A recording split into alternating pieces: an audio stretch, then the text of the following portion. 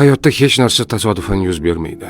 Har qanday sinov, har qanday yo'qotish, har qanday kechikish barchasi siz uchun eng yaxshisi ekanligi uchun shunday sodir bo'lmoqda. Ba'zan biz katta orzularimizga yetishamiz, lekin u bizga kutilgan baxtni olib kelmaydi.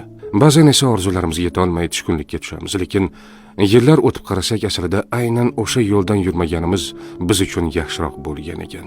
Balki siz hozir sabr qilib turgan og'ir kunlaringiz ertangi baxtingiz uchun zarur bo'lgandir.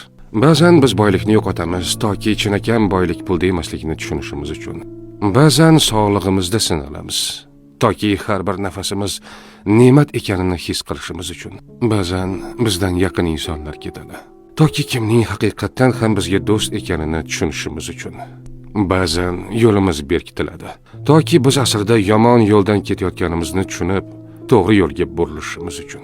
Siz hozir tushunmasligingiz mumkin, lekin bilingki, har bir kechikish yaxshiroq narsa kelishi uchun, har bir yo'qotish sizni yaxshiroq ne'mat kutayotgani uchun, har bir sinov sizni yanada kuchliroq bo'lishingiz uchun beriladi. Shunday ekan, tushkunlikka tushmang. Hozir sizga noqulay tuyulgan narsa aslida siz uchun eng yaxshisi.